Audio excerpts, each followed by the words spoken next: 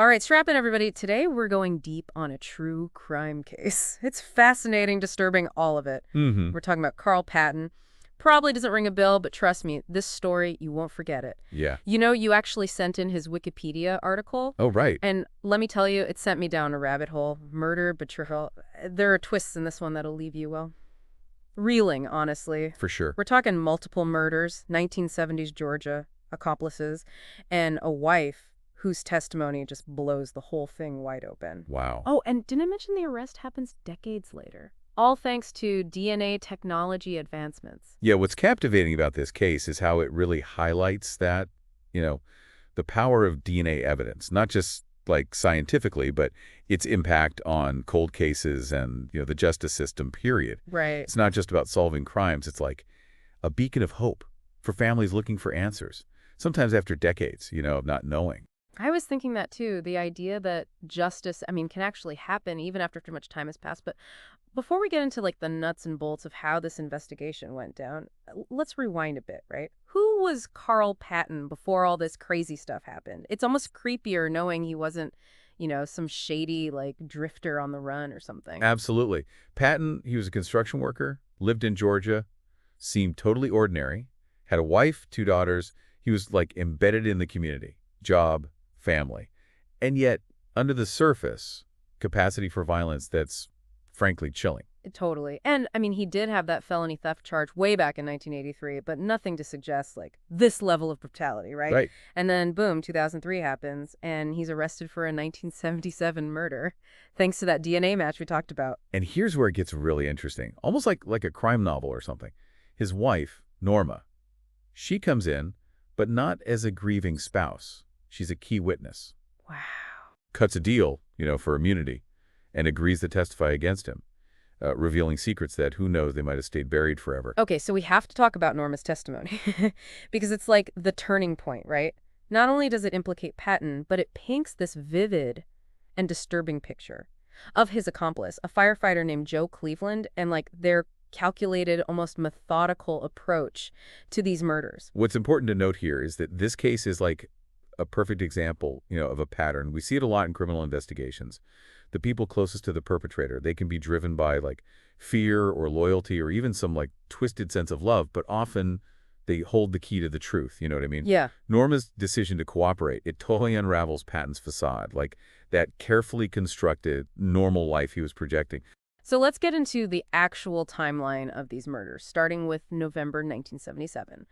Patton, with Cleveland right there with him, murders his own uncle, Fred Wyatt, and Wyatt's roommate, Betty Jo Eflin. It was even suggested that Wyatt's wife might have been in on it, like she orchestrated a hit. Yeah.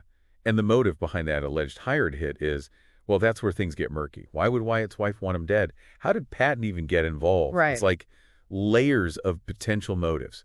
Greed, jealousy, revenge. That really add a whole other level of complexity to this whole thing. Yeah, and this is just the start. Like the dominoes are starting to fall. Just 1 month later, December 1977, Patton turns on his accomplice, Joe Cleveland. Suspects he's talking too much about the murders. So Patton kills Cleveland and Cleveland's roommate, Liddy Evans. Wow. And ironically, that very murder, it's what leads to his arrest all those years later. The way Patton gets rid of Cleveland, almost like a preemptive strike, silence him before he talks. It really shows you just how cold-blooded he was and meticulous. He did not want to get caught. It's insane he managed to evade justice for so long. They actually found bloodstains matching Evans' blood in Patton's car back in 77. Really? Yeah, but it wasn't enough to link him to the crime at the time. And this is exactly why the development of DNA technology has been a game changer. For law enforcement, it provides this level of certainty, scientific proof that we just didn't have before. Lets investigators connect those dots even decades later. So March 2003, it all catches up to him. Patton pleads guilty to the Wyatt and Eflin murders, Clayton County. Gets 2 life sentences, then he's extradited. DeKalb County pleads guilty again for the Cleveland and Evans murders. 2 more life sentences. You'd think that'd be it. Case closed, right? Well, in a case like this, so many victims, such a tangled web of relationships, there's often more below the surface. And a month later, Patton drops a bomb. Add a whole other layer to this already chilling story. He confesses to a 5th murder. Welcome back. So last time we left off on quite the cliffhanger. Carl Patton confessing to a 5th murder. And remember, we've already seen how money might have been behind some of his crimes. Well, this confession just like solidifies that. That financial motive is a big IG part of this case, and it actually connects back to one of those early murders. Wait, are you talking about the one with Fred Wyatt and Betty Jo Eflin, the supposed hired hit? Yep, exactly. Patton's fifth victim was, get this, Richard Jackson. And if that name sounds familiar, it's because he was the first husband of Marie Jackson Wyatt. The woman suspected of being behind the murders of Fred Wyatt and Betty Jo Eflin. Hold on, this is a lot. So Patton saying Marie paid him to kill both of her husbands. And Cleveland was in on this one too, of course. That's exactly what he confessed to. And, the details of this particular murder, like so many of the others, are just disturbing. So picture this. Patton and Cleveland. They lured Jackson into their car, promising him something, anything, just to get him in. Then they drive him out to this wooded area, totally isolated, vulnerable. And that's when Patton pulls a gun on him. Okay, this is where it gets really interesting to me. So the victim, Jackson, he tries to fight back. He manages to get out of the car and make a run for it. Sadly, though, he doesn't get very far. Patton and Cleveland catch up to him and shoot him dead. Yeah, it's a detail that just, like, underscores their ruthlessness. They weren't going to let him go even when he was running. This was an execution. Planned. Cold. And, we see that pattern throughout all of Patton's crimes. But the aftermath of this murder in particular, it just takes such an unexpected turn. I gotta admit, I was speechless when I read this. So, during the trial for this murder, Jackson's daughter, Gladys Elaine Jackson, she takes the stand, and she does something completely unimaginable. Her testimony is, well, one of the most bizarre, unsettling parts of this whole case. Gladys Elaine Jackson, the daughter of the man who was murdered, she looks Carl Patton right in the eye and thanks him for killing her father. She thanks him? I mean, how do you even process that? What could possibly explain a reaction like that? Well, according to Gladys's testimony, her dad, Richard Jackson, was abusive, physically abusive to her mother for years. And remember, Fred Wyatt, the other husband, Marie, was suspected of having killed. He was abusive towards Marie, too, during their marriage. So from Gladys's perspective, Patton had actually done her a favor, gotten rid of two men who'd caused her and her mom so much pain. Man, that just throws everything we think we know about, like justice, revenge, even the idea of victimhood. It's all out the window. It's not a clear-cut good guy, bad guy situation anymore. We've got a victim family member thanking the murderer. Yeah, it really challenges those traditional ideas about how people react to these situations, to horrific crimes. And I think it also sheds light on the long-lasting effects of abuse, and how complex those ripple effects can be. But even crazier, other members of the Jackson family completely disagreed with Gladys. They believed that Marie had manipulated both husbands, and Patton too, and that her motive was like pure greed, just cashing in on those life insurance policies. Wow. So not only do we have this super morally ambiguous situation with Gladys thanking Patton, but the family is divided on how they view the victim too, and the motives behind the murder.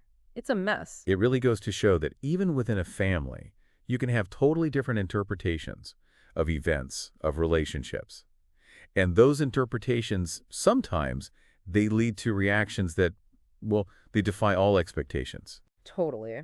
So Patton pleads guilty to Richard Jackson's murder, gets another life sentence tacked on. At this point, you'd think his story's over, right? His reign of terror is done. But there's one more piece to this puzzle. Adds a whole other layer of tragedy to an already tragic story. Remember at the beginning we mentioned Patton's own daughter, Melissa Wolfenbarger. She was murdered in 1999, and initially everyone thought he might have been involved. This is where things take an even darker turn. So Melissa goes missing in '98, and then in April of '99, her severed head is found in a dumpster. Just imagine the horror of that discovery and the fact that her father was a convicted serial killer. For years, they couldn't identify her remains. It wasn't until after Patton's arrest in 2003 that authorities were finally able to put a name to them, Melissa Wolfenbarger. It's so haunting to think about. At first, it seemed like Patton was somehow connected to her death, like his twisted legacy was coming back to get him. Right. But, like with so much of this case, there's a twist. Despite those initial suspicions, they did a thorough investigation and ultimately ruled Patton out as a suspect. So for years, Melissa's murder was unsolved. There's a big question mark hanging over the whole case. But then, just last year, 2024, there was a huge break in the case. What happened? They arrested her husband, Christopher Wolfenbarger, and charged him with her murder. Now he's saying he's innocent, claims he always believed Melissa left him willingly, but Obviously, law enforcement had enough evidence to link him to her disappearance, to her death. Welcome back. Man, this deep dive into the Carl Patton case, it's been a journey, hasn't it? It really has. From Norma's testimony to, that daughter thanking him for murder, this case has just messed with my head. Like, our ideas about justice, right and wrong, how families work. Yeah, no kidding. We've uncovered like layers of everything: betrayal, greed, violence. And with every new piece of information, it's like the puzzle gets more messed up, harder to figure out. Totally. So we've got the timeline, the key players, all those awful details of the murders. But there's one question you keep coming back to. Why? What makes a guy, seemingly normal, do things like this? That's the million-dollar question, isn't it? It's what keeps criminologists up at night, you know. What's the difference between us and them, the people who commit these horrible acts? There's no simple answer. Every case is unique. But you can look for patterns, for clues. Maybe try to understand the darkness inside someone like Carl Patton. One thing that stood out to me through all this is the money. Like over and over, Patton said Marie Jackson Wyatt hired him to kill both her husbands, right? Seems like money was a huge motivator for him. Could be. In a lot of these murders, there was some financial angle, either for Patton directly or someone close to him. And yeah, greed might not explain all the brutality, but it could have been that initial push, the thing that got him started down that road. Yeah. But is it that simple? I mean, how brutal these murders were, how cold he was about getting rid of the bodies. That seems like more than just wanting money, doesn't it? It probably is. Some experts think, serial killers, a lot of them crave power, control, taking a life that becomes their way of being dominant, showing they have power over others. That's a scary thought, that someone gets pleasure, like actually enjoys hurting others. It is. And with Patton, you see that pattern over and over, luring victims where they're helpless, using his accomplice. It's all calculated. Like he needs to control who lives and who dies. And remember how he turned on Cleveland, his own partner, just because he thought the guy might be talking too much.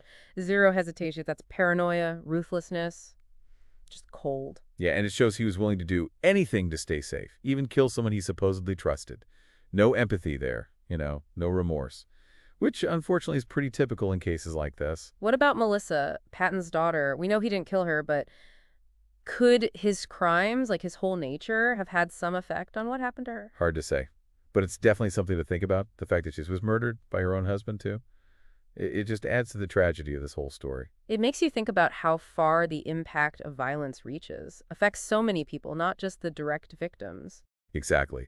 We may never fully understand what made Carl Patton tick, the depths of what he did, but his story, it's a warning, reminds us that darkness can hide anywhere, even in seemingly normal people. It makes you think about those uncomfortable truths, right? About people, about the world, good and evil, justice, forgiveness. And maybe by looking at these dark parts of human nature, by asking those tough questions, maybe we can figure out how to stop these things from happening, or at least try. Well, we've reached the end of our deep dive into Carl Patton's case. More questions than answers, probably, but hopefully we've shed some light on this really unsettling story. Yeah, we looked at the evidence, thought about the motives, tried to understand the psychology behind it all.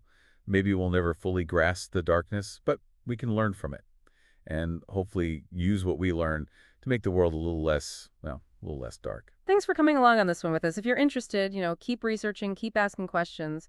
Knowledge is power, right? And maybe by understanding the darkness, we can fight back against it better.